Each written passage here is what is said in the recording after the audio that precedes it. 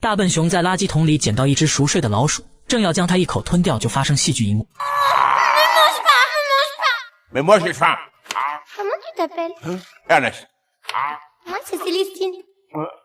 Il faut qu'on parle sérieusement, Ernest. C'est dans les contes que les ours mangent les souris.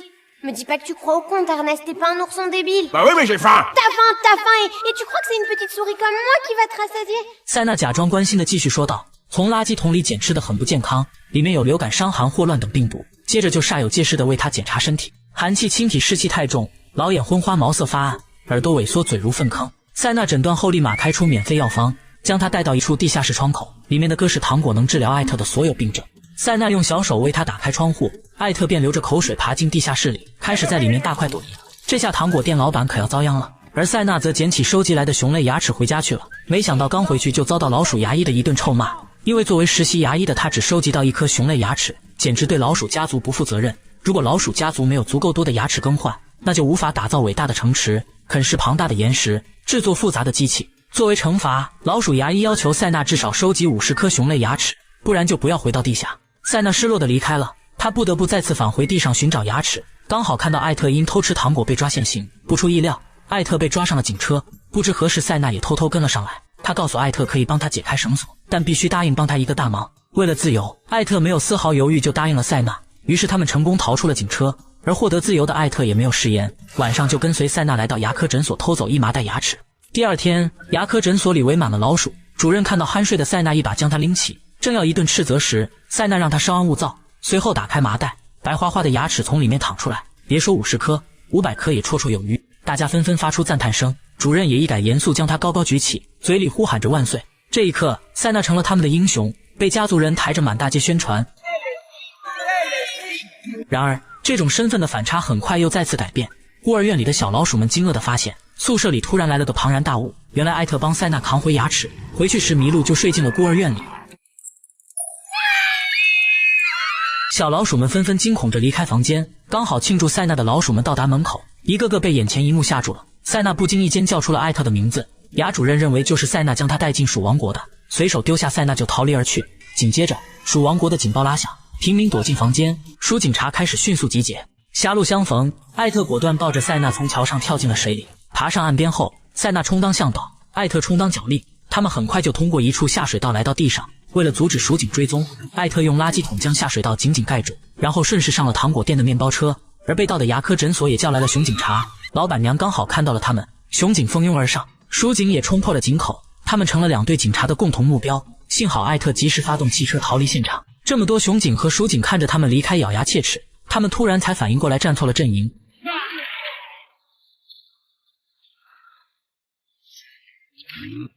鼠警退回下水道之后，熊警继续开车追捕，在一个岔路口，警察被艾特成功甩掉。他们开着小车很快来到艾特在树林里的小家，成功逃生。艾特想竭力赶走塞娜，因为在他们熊类的传统教育中，家里是不能有老鼠的，要不然会越来越多。但不管他用什么方式将塞娜赶出家门，塞娜都会很快出现在他身边。现在都成了通缉犯，必须相互依靠才是上策。Impossible de se débarrasser d'une souris, Ernest. Ça aussi, tous les ours te le diront.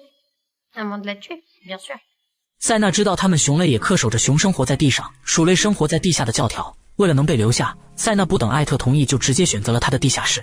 Mais... Y a pas de mais. Salut, Ernest. Et tu restes en haut, hein. 艾特对着倔强的小家伙也是无可奈何，只能接受他暂时留下。塞娜利用一块破布拉起吊床，害怕孤单就用一只小鸭陪伴。刚进入睡眠，他就听到了来自艾特的温柔琴声。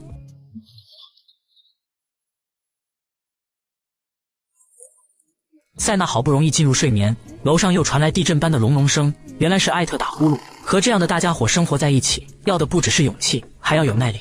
无奈的塞娜来到楼上，突发奇想在艾特被子上画下他血盆大口的样子。进入深夜后，塞娜好不容易睡着，却又做起了噩梦。她梦见家族派出千军万马抓捕她，她深陷鼠警队伍无法自拔。醒来时已经躺在了艾特的怀里，她告诉艾特她被诅咒了，自己变成孤独一人，没有家，也没有任何人爱她。艾特听后倍感同情，他拿出塞娜的画，夸赞她就是天才画家。塞娜接着说，她一直喜欢画画，但家族都认为那是不务正业，画了老鼠和熊是好朋友的画也被说成异类，因为他们教条的认为熊是老鼠永远的敌人。艾特更加感同身受了，他原本喜欢表演和音乐，但家族非要逼着他成为一名法官。女为悦己者容，士为知己者死，他们因相似的境遇变得惺惺相惜。艾特亲自为塞纳布置出一个画室，好让她尽情舒展才华。塞纳就让艾特充当她的模特，他认定这次的画一定意义非凡。也不知为何，艾特突然感冒了，一个喷嚏将塞纳吹飞出去。塞纳没有怪罪他，而是将他扶到床上休息，为他吃药喝水，细心照顾他。这一晚，艾特也做了一个怪梦，梦里他拥有了数不清的美味糖果，可开心不过1秒，突然出现无数个塞纳将他的糖果啃食殆尽。塞纳立马抬着蜡烛前来安慰他。C'est pas moi le cauchemar. Moi, c'est Célestine. Il reste des chamallows. Bien sûr que oui. Tu manges pas tout, hein? Mais non, grosse pomme. 塞纳再三保证，艾特才再次安心入睡。雪花从房顶的破洞里飘落下来，为了能让艾特好好休息，塞纳找来一把雨伞遮着对方，并且守在他身边安心睡去。这种陪伴简单而又温馨。第二天塞纳醒来，艾特早已康复，他还为塞纳准备了杂技表演。他搞怪的演技瞬间消除了塞纳的疲惫。塞纳调侃地说道：“他无法同时玩转4个皮球。”话音刚落，他就被艾特一把扔进高空。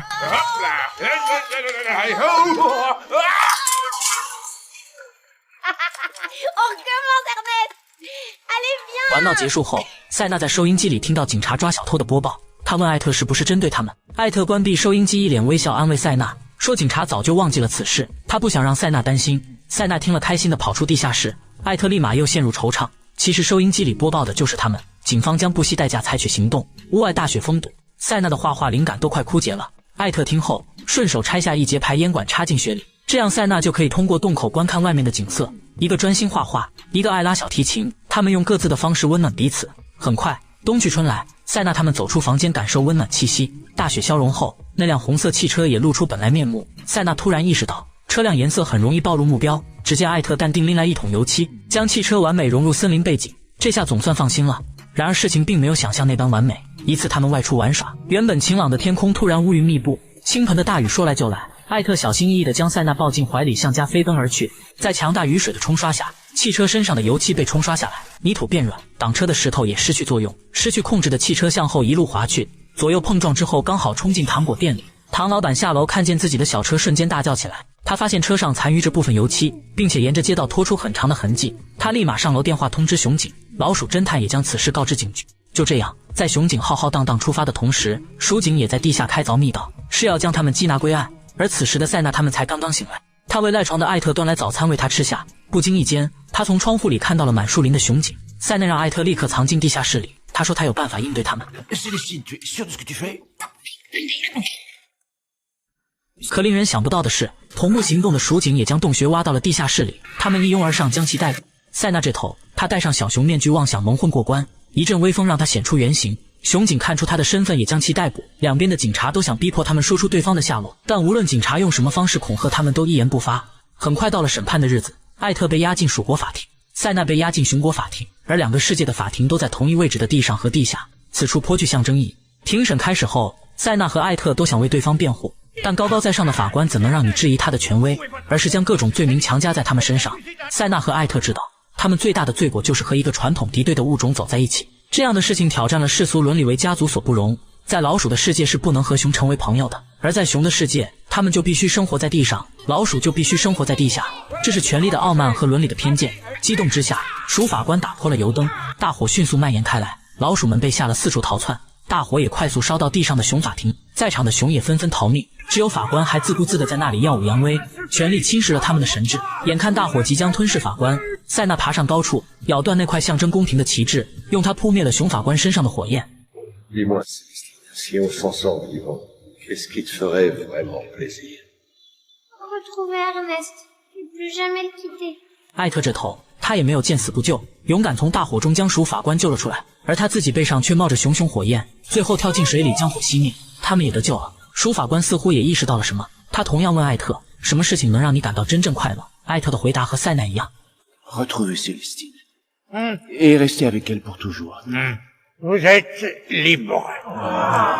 他们用自己的善良破除了荒谬的传统和伦理，打破了傲慢与偏见。艾特通过下水道跑出地面，大声呼喊着塞纳的名字。塞纳听到后冲破熊群，飞奔过去扑在艾特怀里，他们紧紧相拥。艾特用大大的胸怀包裹着小小的塞纳，小小的塞纳温暖着艾特大大的身躯。他们真害怕永远也见不到对方。与此同时，背后的法庭轰然倒塌，意味着存在他们之间的种族偏见不复存在。不过这也只会在动画中出现，从那以后，没有任何老鼠或者大熊阻止他们在一起了。他们回到艾特小屋，商量着如何讲述他们的故事。